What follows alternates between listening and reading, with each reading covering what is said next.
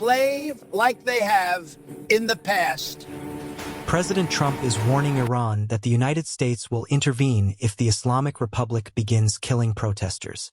He stated clearly that if people are killed like in the past, Iran will be hit very hard by the United States. One of the Middle East's most closed, harshest, and most ruthless regimes is now facing the greatest test in its history. But this time, the enemy is not beyond the border. This time, the regime has turned its guns on its own people, especially its women. What started as unrest is now a nationwide uprising. The streets of Iran are no longer silent. Fear is cracking. Authority is trembling.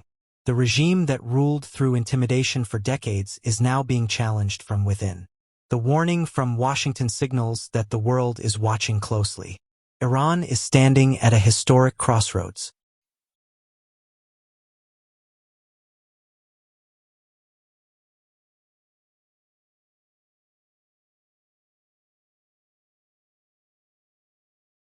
These protests, led largely by women, began on December 28, 2025. Within 1 week, they spread to nearly 70 cities across Iran and evolved into a full-scale anti-regime movement. Initially triggered by economic collapse, rising prices, and unbearable living conditions, the protests quickly transformed into demands for human rights and freedom. Women stepped forward as the face of this uprising. They removed their headscarves, openly defying decades of oppressive laws. From the Caspian Sea to the Persian Gulf, millions of Iranians began chanting a single truth: the empire of fear is collapsing. Threats from the regime are now drowned out by the chant echoing through the streets: woman, life, freedom. Footage from Tehran's Narmak district shows thousands marching and chanting no to the Islamic Republic. The most striking detail is women without headscarves walking fearlessly among the crowds. Tehran is shaking with rage. This is not an ordinary protest. It is the final scream of millions crushed by breadlines, power cuts, and ideological control. The regime dictates women's clothing, movement, and personal freedoms.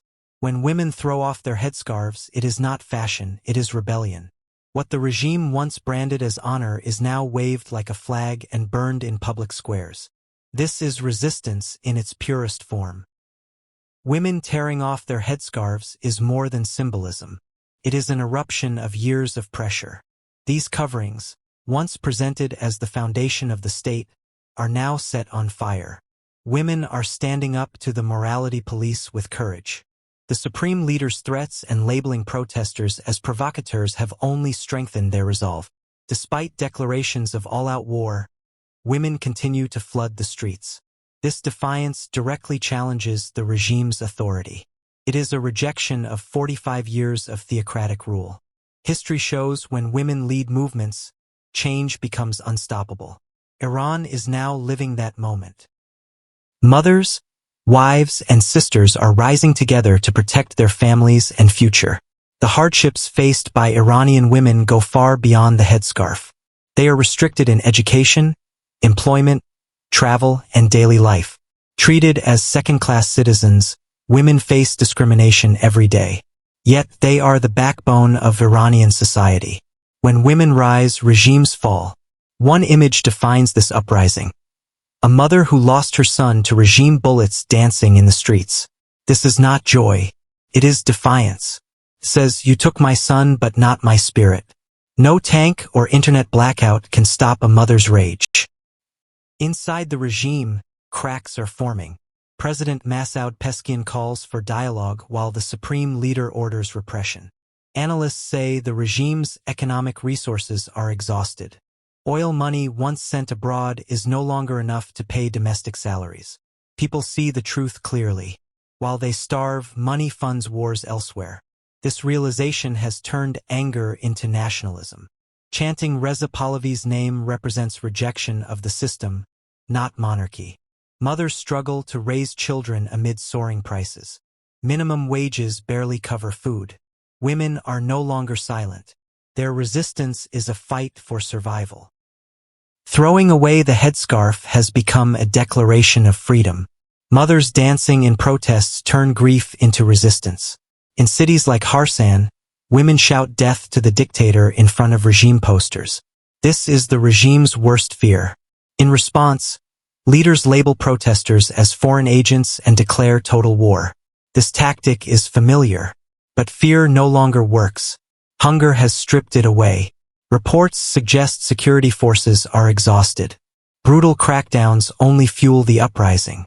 Violence is pouring gasoline on the fire. People are no longer running. They are fighting back. Women at the forefront signal an irreversible change in Iranian society. When women rise, legitimacy follows. Iranian women fight not only for themselves but for their families. They face restrictions in jobs, travel, and clothing. Now that control is breaking. This uprising is different from 2009 and 2022. This time, millions of women have nothing left to lose. Empty refrigerators, stolen futures, and violated dignity push them past fear. History proves when mothers march, dictators fall. The spark that ignited 70 cities came down to one number: $110, Iran's monthly minimum wage. A $110 monthly wage in a country with over 50% inflation means starvation. Food prices change hourly. The US dollar has reached historic highs on the black market. Women are forced into dangerous black market systems to survive. This is not just currency collapse. It is destruction of dignity. People leave home with bags of money and return with bread. Economic pain has moved from kitchens to streets. Women chose rebellion over hunger. This crisis goes beyond Iran. A collapse would disrupt global energy markets and weaken Russia and China. That is why the world is watching.